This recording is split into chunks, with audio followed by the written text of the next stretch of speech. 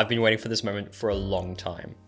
Even before I heard about the Neo Ergo, even before I heard about Neo, even before I was really into keyboards. I saw a post on Instagram by fellow keyboard content creator Dan showcasing their Lab Spring, and I knew even if I had no hope whatsoever of typing on it, that I wanted an Alice keyboard. And then I saw the aftermarket prices for the Spring. Let's just say, yeah, nah. Thank God for Neo. So, getting back to it, you can probably assume what I have here today. Yes, that's correct, imaginary live audience. This is the Neo Ergo. Okay, but what is the Neo Ergo? What's an Alice keyboard? What's an Arisu keyboard? Why the hell does it look so weird? Well, the Neo Ergo is an ergonomic keyboard designed to be... ergonomic?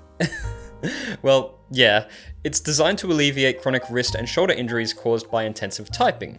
Here, let me provide some context. This is the Neo 65. It's my daily driver and it's my favorite keyboard, also by Neo Studios. If I place my hands where they're supposed to be placed, I'm left in a relatively uncomfortable and unnatural position, which can end up causing issues such as carpal tunnel. Obviously, I don't position myself like this all the time, but you get the gist. An ergonomic keyboard, such as the Neo Ergo, while it might look weird, is designed to place your hands and wrists in a more natural position, such as this. The in-between, therefore, is merging the two so that your hands are on a slight angle. This angle is called tenting. So that's our Neo keyboard. As I mentioned earlier, you've probably heard of the terms Alice or Arisu. These are simply the design and layout styles of the keyboard, or more specifically, an ergonomic keyboard. The Alice is named after the TGR Alice, designed by Yuxi, which takes inspiration from the EM7. The Arisu is a variation of the TGR Alice, which reintroduces arrow keys and removes the commonly found second B alpha. Getting back to the Neo Ergo, let me run you through some of its details, starting with what's included. If you purchase the Neo Ergo, you will receive, and this may come as a shock, the Neo Ergo. You'll also receive a PCB of your choice, a plate of your choice, PCB foam, case foam, and a PE sheet, gaskets, rubber feet, LED diffusers, a wrist rest, and a 2.4 GHz receiver if you selected the tri-mode wireless option. On top of this, you should also receive the free gifts, which includes the keyboard carrying case, a keycap and switch puller, a set of PCB clip-in stabs, a USB-C cable, and a screwdriver. For the PCB, you will have the option of tri-mode non-flex cut, wired non-flex cut, or soldered non-flex cut. For the plate, you will have the option of alu, FR4, carbon fiber, PP, PC, and POM. For the case itself, you will have the option of anodized black, grey, silver, champagne, baby blue, navy, purple, or green, or spray-coated white, retro white, cream, avocado, or red. For the kernel, you will have the option of black, silver, golden, or red. For the badge, PVD silver, PVD black, PVD golden, or copper. For the weight, black, silver, golden, copper, mirror polished silver, dusk, or chroma. And for the wrist rest, you will have the option of polycarbonate or cherry wood. That's a lot of customization, starting at only 130 USD. Yeah, you heard that right. The Neo Ergo starts at 130 USD and ends up around 188 USD. You're gonna have a really hard time finding a cheaper tented Ergo of this caliber. It's simply incredible. Oh, and while I don't have an Lab Spring, Lab being the parent company of QK, which is the parent company of Neo, to compare with, I'm finding it really hard to justify the Spring costing almost 3 times as much during its original release compared with the Neo Ergo today. So that's a bonus. Finally, one of the more important aspects I noticed lacking with the Neo Ergo is its lack of mounting styles. Arguably, customization in the form of multiple mounting styles is a big part of the Neo identity, and while in other circumstances I would be disappointed, Neo Studios did state this is due to the unique design of the Neo Ergo, and that through testing they found that the gasket socks to be the really only reliable option. As I'm not a keyboard designer, I'm going to have to agree with them on this one, and leave these elements to the people who actually know what they're doing. That's all I really have to say. Let's get into the build.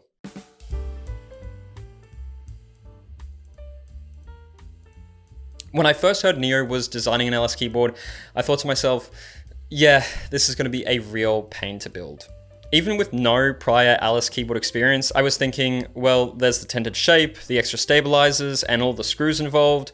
And then I remembered this is Neo. If they take their previous experience into account, this is going to be easy, and as I'm about to show you, it really is. Following on from the Neo 80, the Neo Ergo uses a ball catch structure to make assembling and disassembling a breeze. I'll be the first to admit that screws have their novelty in metal keyboards, but when I need to build this in 1,000 different configs, I am grateful to simply pull the top and bottom cases apart. The PCB comes supported with these extra pieces that you'll need to snap off. After some gentle maneuvering, you'll notice that the PCB is split into the left and right side of the keyboard with plates to match. The PCB uses Kale hot swap sockets.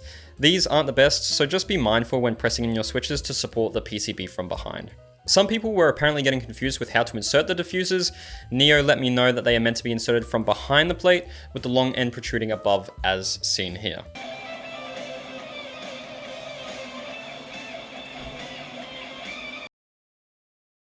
Within the case itself, we have the kernel. Not only does it act as a beautiful accent to the keyboard, but it also houses the batteries, daughter board, and magnetic connectors. Speaking of magnetic connectors, am I happy to see you?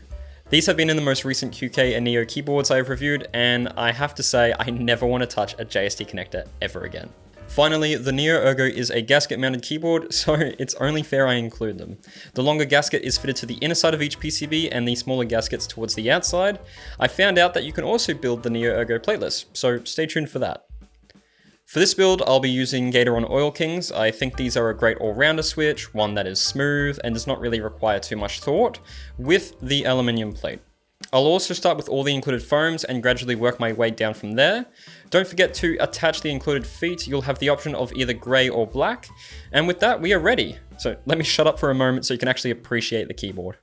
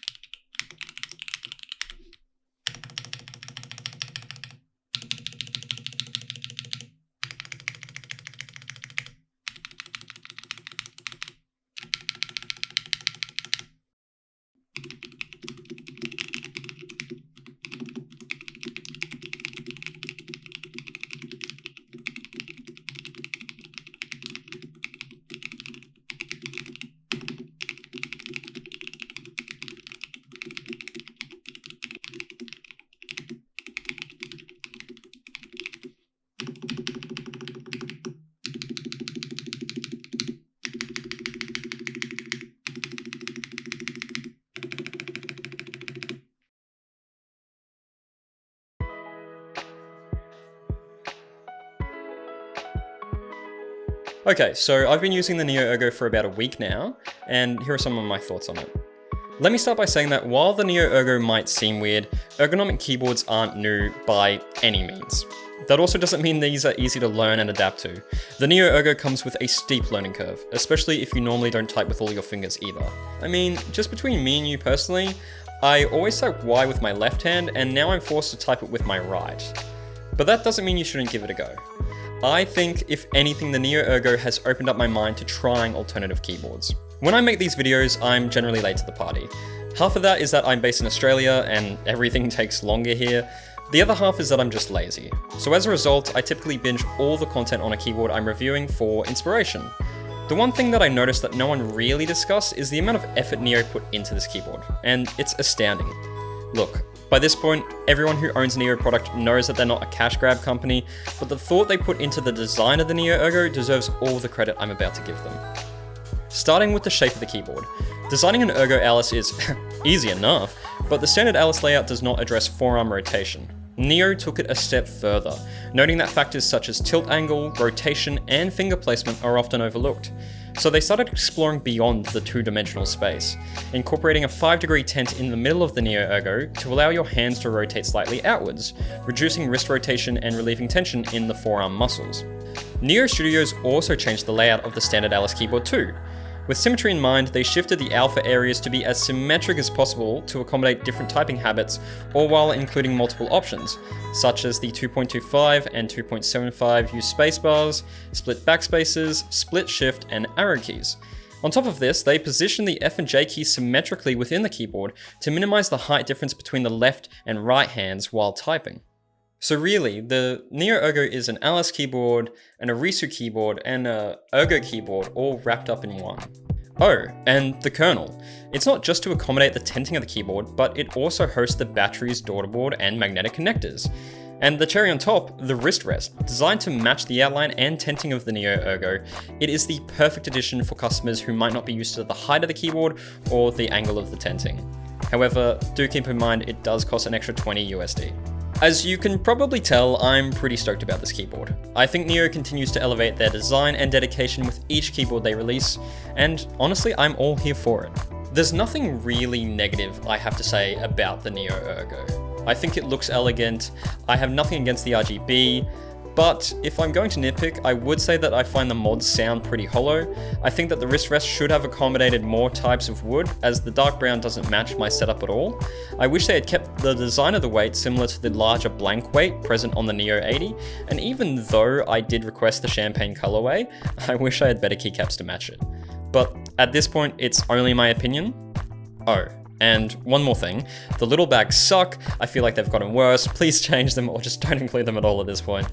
But yeah, the Neo Ergo is available for order now on quotakeys.com and will remain on a pre-order cycle until no one wants it anymore. Check the Notion link in my description for more information on the Neo Ergo, including release details for your regional vendor. QK is currently offering $10 off your purchase until the 18th of June, so make sure to get in before then. If I missed something or if you have any questions, feel free to ask in the comments below. Thank you so much for getting to the end of this video. If you liked it, please like and subscribe. And yeah, I hope you have a great day.